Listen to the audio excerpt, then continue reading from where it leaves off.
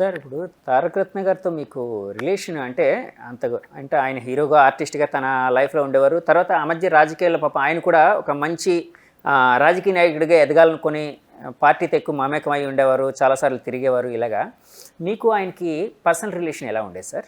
అంత దగ్గర రిలేషన్షిప్ లేదండి. ఎందుకంటే ఆయన కూడా దూరంగా ఉండేవారు. కుటుంబం నుంచి ఎక్కువ ఆయన వైఫ్ పిల్లలు ఆయన లైఫ్లోనే ఉండేవారు. కానీ అప్పుడప్పుడు ఫంక్షన్స్లో లేకపోతే ఎక్కడ కలవడం జరిగింది. మా వైఫ్ తేజస్వినికి ఆయన ఫస్ట్ కజిన్. ఆయనకి ఆవిడకి బ్రదర్ వరుస, అంటే నాకు బావ వరుస. సో బాగానే ఎప్పుడు చాలా ప్లెజెంట్గా మంచి మనిషి, బాగుంటారు. ఎప్పుడైనా సరే నాకు మంచి మనిషిగా అనిపించాడు. సో మంచి మనిషి చనిపోవడం అనేది బాధాకరం. యాక్చువల్గా తారక రత్న గారి అంటే అంతర్ధానం యాక్చువల్గా గుడివాడలో ఒక నాయకుడిని ఎదుర్కొని ఒక మంచి నాయకుడిని కోల్పోయింది అని పార్టీ అని కూడా అప్పట్లో వినిపించింది. ఎందుకంటే ఆయన ఆకాంక్ష గుడివాడలో నిలబడాలి, కొడాల నాని గారి మీద నిలబడాలి, సో పార్టీ పరంగా కుటుంబ పరంగా ఒక రక్షణగా ఉండాలని ఆయన చాలాసార్లు భావించారని మీ నాయకులు చాలా మంది చెప్తూ ఉంటారు. యాక్చువల్గా తెలియదండి, కానీ ఆ పాలిటిక్స్లో ఇంట్రెస్ట్ ఉంది. ఎందుకంటే లొకేషన్ అన్న పాదయాత్ర లాంచ్ డే వచ్చి అంత యాక్టివ్గా ఉన్నారంటే ఇంట్రెస్ట్ చూపించినట్టే. ఓకే, బట్ మీరు అన్నట్టు ఆ ఆశ రియలైజ్ అవ్వలేదు. ఆశగానే మిగిలిపోయింది. సార్ మీరు లోకేష్ గారితో అంటే మీరు ఆయన కో బ్రదర్స్ ఎక్కువ పార్టీ పరంగానే గడిపిన సందర్భాలు ఉన్నాయా, లేకపోతే కుటుంబ పరంగా ఎక్కువ ఇంటరాక్షన్ ఎక్కువ ఉండేది? పార్టీ పరంగా చాలా తక్కువ, కుటుంబ పరంగానే చాలా ఎక్కువ. ఎందుకంటే మామూలుగా తేజస్విని లేకపోతే బ్రహ్మని మా పిల్లలు ఆ ఎన్వైరన్మెంట్లో కలిసినప్పుడు అసలు పని గురించి లేకపోతే రాజకీయం గురించి చాలా తక్కువ మాట్లాడతాం. మిగతా విషయాలు, పిల్లలు ఎట్లా పెరుగుతున్నారు, సమాజం ఎట్లా ఉంది, ఆ విషయాల మీద ఎక్కువ మాట్లాడతాం. కానీ అంత సీరియస్నెస్ అప్పుడు ఉండదు. పాలిటిక్స్ గురించి, వర్క్ గురించి మాట్లాడాలంటే నేను సెపరేట్గా 1-to-1 కలిసి మాట్లాడుకుంటాను. ఓకే, లోకేష్ గారు పాదయాత్రకు సంబంధించి చంద్రబాబు గారు పాదయాత్రకు వచ్చినంత రెస్పాన్స్ లోకేష్ గారు పాదయాత్రకు రాలేదని చెప్పి వైసీపీ నాయకులు అక్కడక్కడ చెప్తూ ఉంటారు, ప్రత్యర్థి పార్టీ వాళ్ళు. లోకేష్ గారు పాదయాత్ర ఎలా సాగుతుంది అని మీరు అనుకుంటూ ఉన్నారండి? ఎలా ఉంది ఆ రెస్పాన్స్? ఇప్పుడు ఎవరు మాట్లాడట్లేదుగా. ఆల్మోస్ట్ 1000 కిలోమీటర్లు దాటేసాం. మొదటి వారము 2 వారాలు మాట్లాడారు, ఇప్పుడు ఎవరు మాట్లాడట్లేదు. అండ్ నేను ఇప్పుడు దాకా 5-6 సార్లు వెళ్ళానండి. చాలా బాగుంది రెస్పాన్స్. క్యాడర్ కూడా చాలా హ్యాపీగా ఉన్నారు. అన్న కూడా చాలా బాగా మాడుతున్నారు. సో ఈయనకన్నా బాగా జరిగిందా బాగా జరగలేదా అదనేది నాకు అసలు 2013-14 పాదయాత్ర ఎట్లా జరిగింది, లేకపోతే 17-18 పాదయాత్ర ఎట్లా జరిగింది, లేకపోతే 2003-2004 నాకు అవన్నీ హిస్టారికల్గా ఎంతమంది వచ్చారని నేనంత ట్రాక్ చేయట్లేదు. బట్ ఇక్కడ చూసినంత వరకు మాత్రం చాలా బాగుంది రెస్పాన్స్. సార్ ఒక నాయకుడిని అంటే తండ్రి కొడుకులు నాయకులుగా ఉండేటప్పుడు ఈ యంగర్ జనరేషన్ ఇప్పుడు ఓల్డర్ జనరేషన్తో కంపారిజన్ చేస్తూ ఉంటారు. అంటే ఫర్ ఎగ్జాంపుల్ చంద్రబాబు గారిని లోకేష్ గారిని చంద్రబాబు గారిలాగా ఇలా చేయట్లేదు, అలా చేయట్లేదు, ఆయన ఇలా ఉండలేదు, అలా ఉండలేదు అని చాలాసార్లు కంపేర్ చేస్తూ ఉంటారు. అది ఎంతవరకు కంపారిజన్ కరెక్ట్ అంటారు మీరు? కంపారిజన్ చేయడంలో తప్పులేదు. ఎందుకంటే ఒక వ్యూ అంటే ఆడియన్స్ సినిమా చూసినప్పుడు ఆడియన్స్ హీరోని క్రిటిసైజ్ చేస్తాడు. హీరో ఇలా చేసి ఉంటే బాగుంటుంది, అలా చేసి ఉంటే బాగుంటుంది అని. సో కంపేర్ చేయడం తప్పు అని నేను అన్నాను.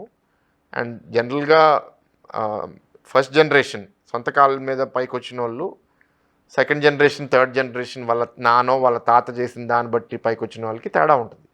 ఇప్పుడు నేను కూడా నేనేం సొంత కష్టంతో ఎంపీ పదవి సంపాదించలేదు. ఇప్పుడు గీతం ప్రెసిడెంట్ నా సొంత కష్టంతో అవ్వలేదు. మూర్తి గారు కట్టిన ఒక సంస్థ ఆయన చనిపోవడం వల్ల నేను ఆ పొజిషన్లోకి వచ్చాను. సో ఆ బాధ్యత మీరు తీసుకున్నారు అప్పుడు? నాకు అవకాశం ఒక అదృష్టం. ఓకే, ఆ అదృష్టాన్ని నేను సద్వినియోగం చేసుకున్నానా లేదా, అండ్ ఆ అవకాశానికి నేను ఒక అర్హుడిగా ప్రవర్తిస్తున్నానా లేదా. ఇప్పుడు ఆ అర్హుడిగా నేను ప్రవర్తించి బాగా చేస్తే జనాలు స్వీకరిస్తారు. నేను అర్హుడిగా సరిగ్గా ప్రవర్తించకపోతే నాకు ఒక బ్యాక్గ్రౌండ్ లేని వాళ్ళకి నాకు ఒక 5 ఏళ్ళలో 10 ఏళ్ళలో నాకు ఎక్స్ట్రా వస్తుంది. అల్టిమేట్గా ఓడిపోతాం. ఇప్పుడు మీరు పెద్ద హీరోలు వాళ్ళ అబ్బాయిలు వచ్చారు.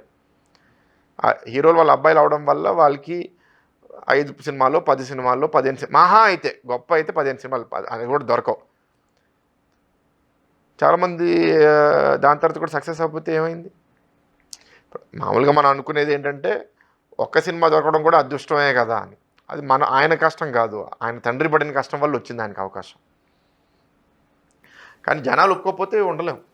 ఇవాళ మీరు తెలుగు ఇండస్ట్రీ తీసుకోండి, బాలీవుడ్ తీసుకోండి, ఎక్కడైనా సరే హీరో వాళ్ళ పిల్లలు సక్సెస్ అవుతారని గ్యారంటీ లేదు. అంటే రాజకీయాల్లో కూడా అలాంటిదే ఉంటుంది. అంతే కదండి. ఇప్పుడు జనాలు ఆ తండ్రిని గుర్తిస్తారు కాబట్టి సక్సెసర్ కూడా బాగా ఉంటే వెంటనే స్వీకరిస్తారు. మీరు చిరంజీవి గారి అబ్బాయి మీరు రామ్ చరణ్ గారిని తీసుకోండి, రైట్? లేకపోతే ఇప్పుడు ఎన్టీఆర్ గారి అబ్బాయి బాలకృష్ణ గారు, లేకపోతే ఇప్పుడు జూనియర్ ఎన్టీఆర్ గారు, వీళ్ళందరినీ ప్రజలు వెంటనే గుర్తిస్తారు. దట్ పలానా హీరో వల్ల లెగసీ ఉంది కాబట్టి. పాలిటిక్స్లో కూడా అంతే. ఓకే, నన్ను కూడా ఇక్కడ విశాఖపట్నంలో మూర్తి గారు మనోడు అనే గుడ్ విల్తో చాలామంది నాకు ఓటేశారు, చాలామంది నాకు పనిచేశారు మూర్తి గారు. సో దాన్ని నేను సరిగ్గా చేస్తే వాళ్ళు ఆనందిస్తారు, ఒక మంచివాడికి సపోర్ట్ చేసామని. నేను ఒక యదవలాగా తయారైన అనుకోండి, నెక్స్ట్ టైం నాకు హెల్ప్ చేయరు. సార్ ఇప్పుడు ఆ లెగసీ కోసం అడిగాను కాబట్టి అడుగుతున్నాను. వైఎస్ గారు జగన్ గారు వీళ్ళిద్దరిని కంపేర్ చేసినప్పుడు అంటే ప్రత్యర్థి పార్టీ నాయకుడిగా మీకు ఎవరు బెటర్ అనిపిస్తుంది? అంటే ఎవరి పనితీరు బాగుందని మీరు ఫీల్ అవుతున్నారు పర్సనల్గా? అంటే పరంగా కాదు, ఇద్దరు నాకు ప్రత్యక్షంగా తెలియదండి. అంటే రాజశేఖర రెడ్డి గారిని నేను 1-2 సార్లు కలిశాను. అప్పుడు కలవడం జరిగిందండి. ఏ విషయంలో అండి?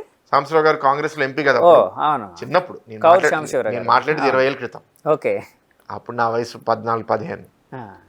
సో ఆ టైంలో చూసిన దానికి ఇప్పుడు చూసిన దానికి బయట వాళ్ళు మాట్లాడేది కూడా చూస్తే రాజశేఖర రెడ్డి గారు ఆ మొదటి సంవత్సరం 2004 నుంచి 2005 పక్కన పెడితే దాని తర్వాత నుంచి అందరినీ కలుపుకుంటూ వెళ్ళారు. ఆపోజిషన్ అయినా మిగతా వాళ్ళైనా సరే అందరినీ కలుపుకుంటూ వెళ్ళారు అనేది ఒకటి. 2, చంద్రబాబు నాయుడు గారు మొదలుపెట్టిన ఐడియాస్ అన్నీ ఇప్పుడు 95 నుంచి 2004 మధ్యలో, ఇప్పుడు హైదరాబాద్ ఉదాహరణగా తీసుకుంటే అక్కడ శంషాబాద్ ఎయిర్పోర్ట్ అవనివ్వండి, ఓఆర్ఆర్ అవనివ్వండి, హైటెక్ సిటీ డెవలప్మెంట్ అవనివ్వండి, ఇవన్నీ బ్లూ ప్రింటు ఇంప్లిమెంటేషన్ చంద్రబాబు గారు మొదలుపెట్టిన తర్వాత రాజశేఖర రెడ్డి గారు ముఖ్యమంత్రి అయినప్పుడు ఈ నాకు వద్దు అని ఆపేసి ఉండొచ్చు, బట్ కాదు ఇవి బాగానే ఉన్నాయని కంటిన్యూ చేశారు ఆయన. ఇప్పుడు అది లేదు, ఇప్పుడు అది కంటిన్యూ అవ్వట్లేదు. ఓకే, మేము ఏం చేసినా దానికి ఉల్టా చేస్తున్నారు ఇప్పుడు. సో అది ప్రాబ్లం అయిపోయింది. ఇప్పుడు కియా కూడా మొదట్లో ఎల్లగొట్టేస్తాం, తన్నేస్తాం, ఇది అది అని మాట్లాడారు. సో అది తేడా కనపడుతుంది.